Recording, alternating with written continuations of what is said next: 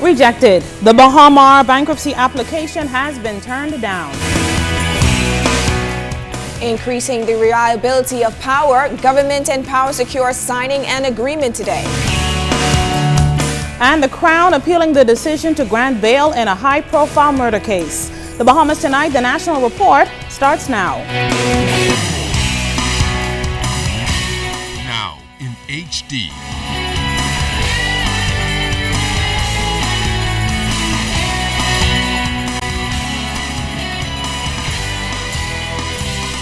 ZNS Network presents The Bahamas Tonight.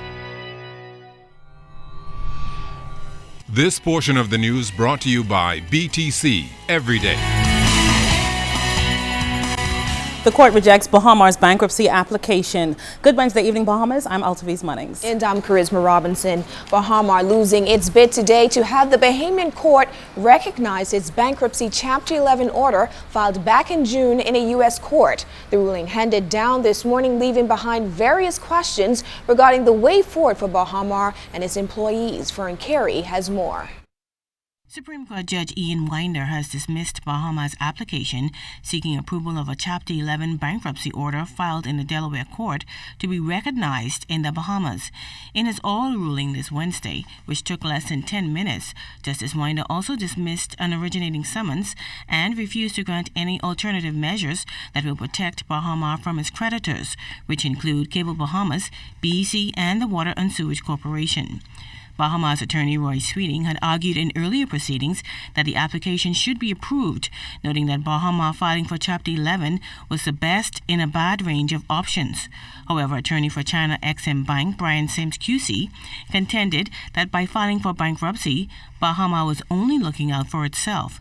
He called the application misconceived and unprecedented, noting that there are no insolvency proceedings here in the Bahamas and it cannot be invented by the court. Minister of State for Legal Affairs Damian Gomez, who appears on behalf of the government, also argued earlier that the application was misconceived in seeking recognition of foreign proceedings as primary insolvency hearings when the Delaware order only provides for the recognition of a foreign representative. We spoke to attorney Brian Sims outside court. This decision is correct, and the judge will give his reasons shortly, and I think that's the time for comment. The government, which is said to be owed some $59 million by Bahama, has moved for liquidation of the company, with winding up petitions for some 14 companies. The hearings regarding the liquidation of the multi-billion-dollar Bahama resort are expected to take place on July 31st. Now, Justice Ian Winder will give the reasons for his decision in 2 weeks' time. Fern Carey, ZNS Network News. Thanks, Fern. Well, the government welcomes Wednesday's decision by the Supreme Court to deny Bahamar's application for recognition of its June 29th American Chapter 11 bankruptcy filing. In doing so, the Supreme Court vindicated the government's position, indicating it will provide the detailed reasoning for its ruling within 14 days. Government, in its statement issued today, argued firmly that a Bahamian court supervising the work of an independent liquidator is best suited to oversee the restructuring, completion, and opening of the resort should Bahamar, China Construction, and Exim Bank be unable to reach an out-of-court settlement. Government's objectives continue to be the prompt completion and successful opening of the Bahamar project, and they're confident that today's decision will encourage all parties to focus on these goals. Describing the opening of the resort under private ownership and operation as a matter of the greatest national importance. The statement went on to say that the government endorsed Bahamar, China Construction, and Exim Bank's continued efforts on Tuesday to secure an out-of-court agreement to complete and open the multi-billion-dollar resort. The Christie administration believes the best way to guarantee the jobs of Bahamar employees is to achieve a timely negotiated agreement, and they urge all parties to do so. Until then, government must continue to protect all Bahamians' interests. Well, a major agreement signed today that's expected to positively impact electricity services throughout the country. It's just another step by the government toward not only reducing the cost of electricity, but hopefully increasing the reliability of power generation nationwide. Carla Palmer has that story. With the ink now dried on the Transitional Services Agreement, PowerSecure International Incorporated will have just 60 days to finalize a business plan and present it to the government. Deputy Prime Minister and Minister of Public Works and Urban Development, the Honorable Philip Davis, expects the plan to detail specific recommendations regarding how PowerSecure plans to to manage the new BEC for the next 5 years.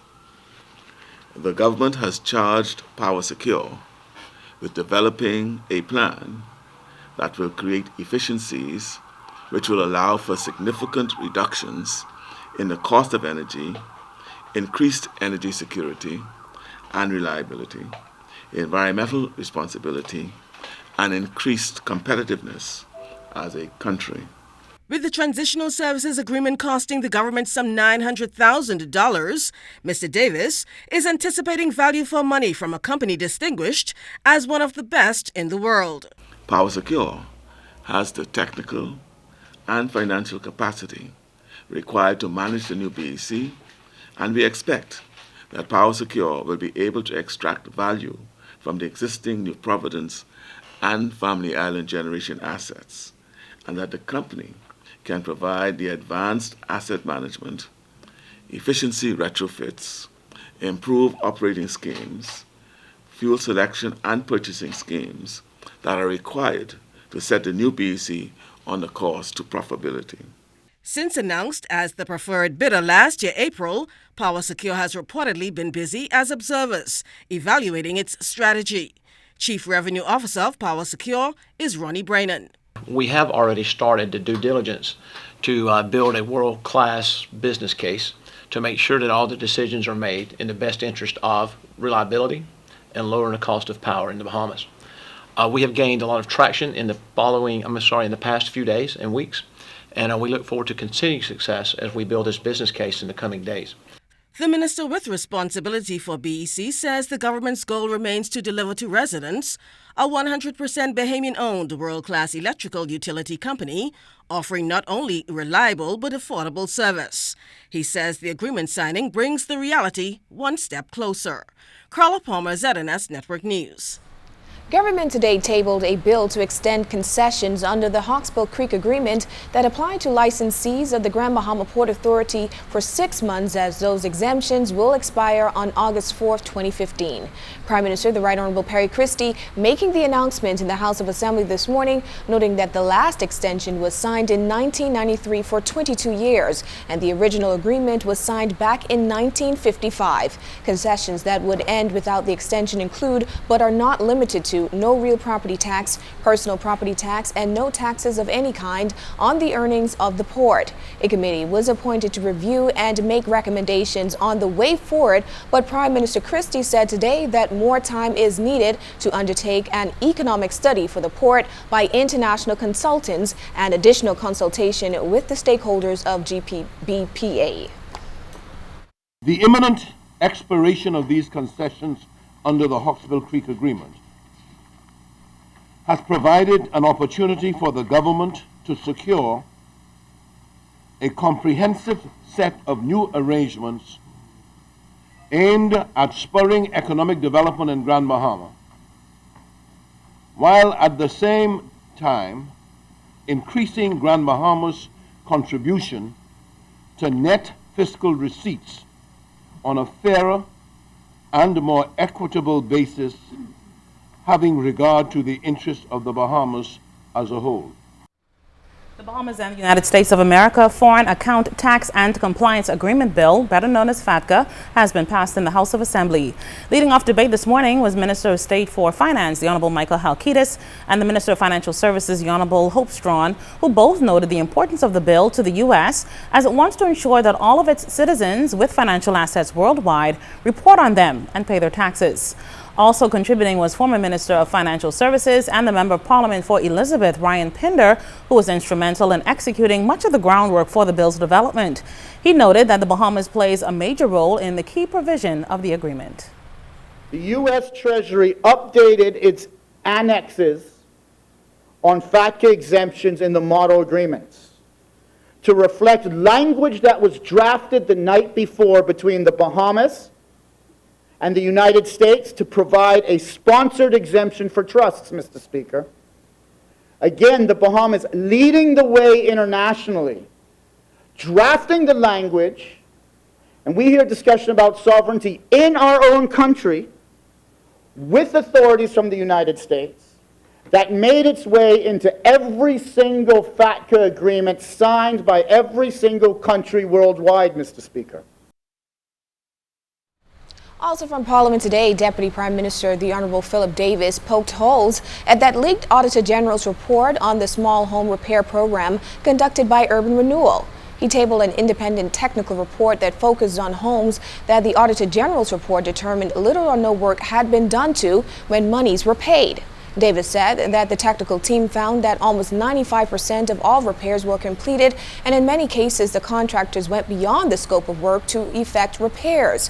Overall, he says the independent report carried out by experts in the field of construction and not accountants, as was apparently done in the audit, found that the workmanship level was good. All of them, the technical team determined that only 3 of them were a loss in terms of value for money. In 2 of the cases, they were unable to access homes, but they observed exterior work within the specified scopes. Yes, the technical team identified some failings. However, the findings are substantially different from those previously cited. And these are persons who know. That's why we got people who know about construction and industry and value for money.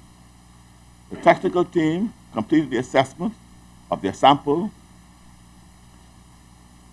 The technical team completed the assessment of their sample and generally cited average to good workmanship determined value was had for money in the vast majority of cases.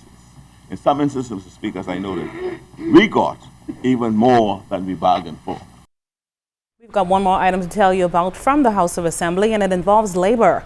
Come August 15th, 2015, all workers around the Bahamas will see an increase in minimum wage. Labor Minister the Honorable Shane Gibson making the announcement this morning in the House of Assembly. Minister Gibson said this represents a 40% increase and was agreed on by all stakeholders. Vision that the Council will monitor the cost of living and the retail price index, and it is prepared to recommend additional increases to ensure that weekly wages of Bahamian workers is able to keep pace with any increase in these indexes.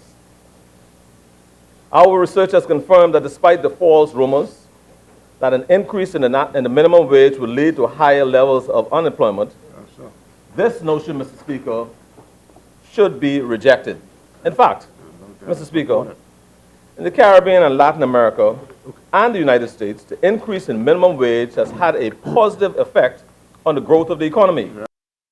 This portion of the news is brought to you by the new Shell and Lettuce, designed for extra miles.